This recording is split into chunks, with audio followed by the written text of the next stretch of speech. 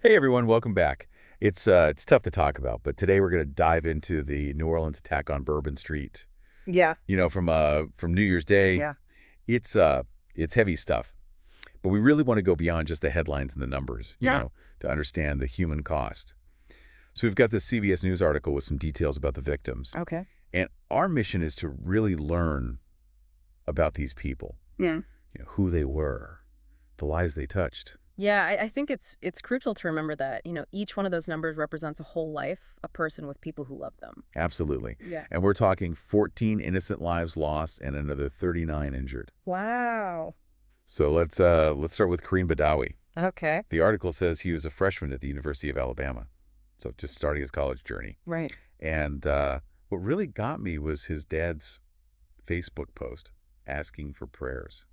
You could just feel the rawness of his grief in his words. It's so powerful. And what's fascinating to me is to see the impact on communities, beyond the immediate families. Yeah. The university president issued a statement offering support to the whole campus. Oh, wow. It's like they recognize that this loss has this ripple effect, on everyone there. It's a reminder that something like this doesn't just affect those directly involved. Exactly. Then there's Tiger Bech. Now, this guy was a former Princeton football star, all Ivy League, and then a successful bonds trader. Wow. I mean, it makes you wonder, what does an event like this do to the financial world? That's a really interesting question because when something this sudden and violent happens, especially to someone in, high stakes field like finance, it can really send shockwaves through those markets. I think, people are reminded of their own vulnerability Right. and that can influence their decision making in ways we might not even realize. You're right. There's this human element to these systems that we often just see as like purely numbers driven. Absolutely. And his mom said he went out on top of the world. Yeah. Just those words. Imagine getting that call as a parent. It's just heartbreaking. It's hard to even fathom, the pain of losing a child, especially under circumstances like these. Yeah, it's what stands out to you about Tiger's story? Well, for me, there's this detail that he loved fishing and hunting. Right. It makes him seem so human, It takes him beyond just being a victim in this story. Yeah. And reminds us that he was a real person with hobbies and a life outside all of this tragedy. It's the little things. It is. And his brother's social media post talked about how much Tiger inspired him and how he'll continue to be an inspiration. Wow. It's powerful stuff. It is. The way people choose to remember and honor those they've lost, Yeah. it's incredibly moving. And then there's Nikyra Cheyenne Dedeaux. She was about to start nursing school, Oh, wow. a career dedicated to healing others. And the irony of her becoming a victim of violence is just, it's Hard to wrap your head around that. almost too much to bear. Mm. And her mom's post on social media begging for prayers, you can just feel her agony in those words. Yeah. And one of Nikyra's friends said she had goals, plans for the future. Right. Just heartbreaking. And it raises an important question, what happens to those dreams, to all those potential futures? Yeah. In the wake of something like this, how do communities support not just the grieving families, but also, those aspirations that were so tragically cut short? Yeah. There's a collective loss there that goes beyond just one life. Absolutely. And speaking of impact, there's Hubert Gauthreaux. He was a recent high school graduate, so his life was just starting. Wow. And his school posted on Facebook asking for prayers for him, his family, and the whole community. The impact on a school community after something like this is profound. You've got teachers who nurtured his potential classmates, who shared his journey. Right. They all carry this loss with them. It speaks to the interconnectedness of these communities, how grief can reverberate outwards. Next, we have Reggie Hunter, Mm-hmm. who's a store manager and a dad. Okay. His sons are 11 and 19 months old. Oh, my goodness. They'll grow up without their father. And his cousin described him as full of life, a man who loved his kids and didn't deserve this. That statement really encapsulates the raw emotion that so many are feeling right now. Yeah. It's a stark reminder that behind every statistic is a story of individual loss and the ripple effects on families left behind. And get this, Reggie texted Happy New Year to his family just hours before the attack. Oh, wow.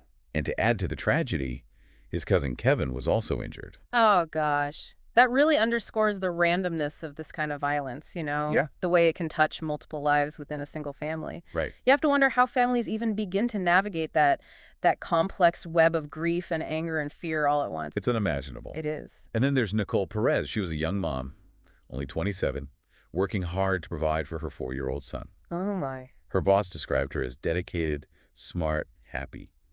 Just is gunning to think about what this means for her little boy. Yeah.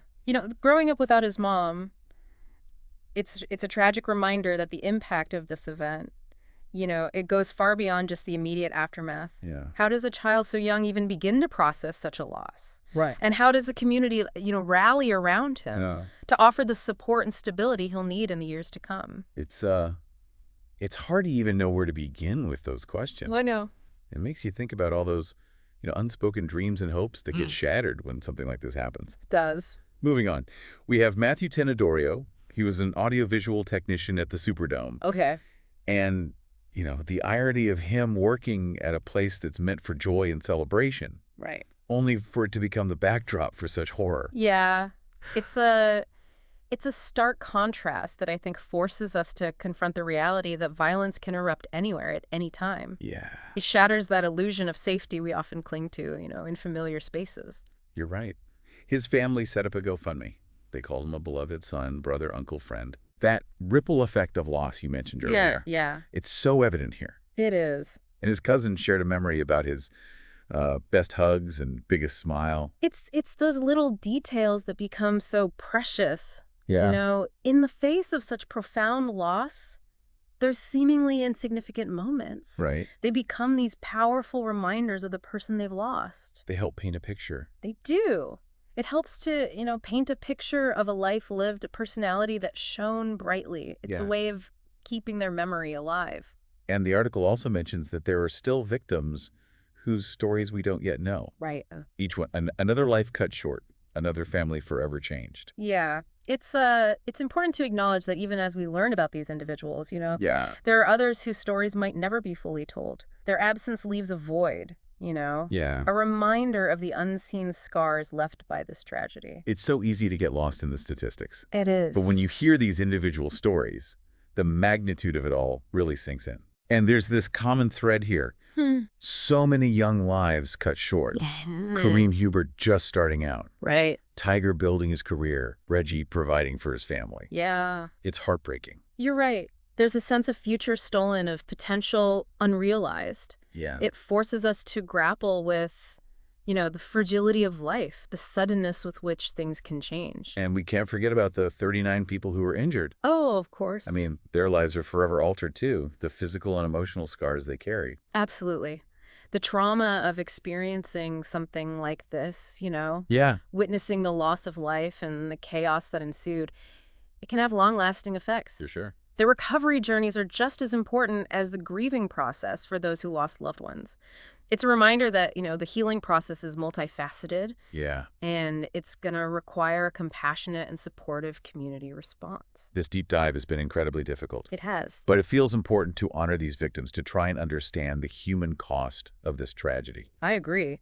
While we can't erase the pain or bring back those who were lost, Right. we can strive to learn from this event, Yeah. find ways to prevent such tragedies from happening again. It all feels so senseless. It does. How do we even make sense of something like this? I don't know. How do we find hope amidst all this loss? Those are the questions that, plague us all in the face of events like these.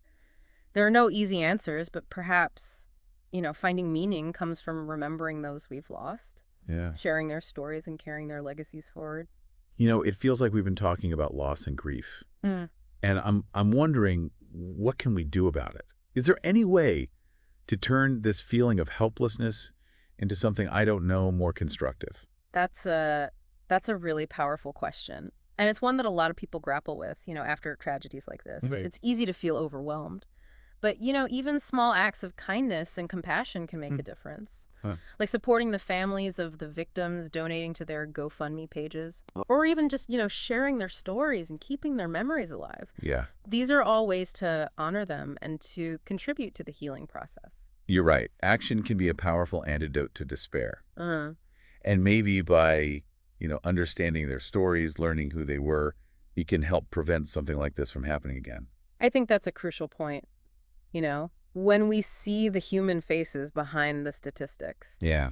it becomes a lot harder to dismiss these events as just, isolated incidents.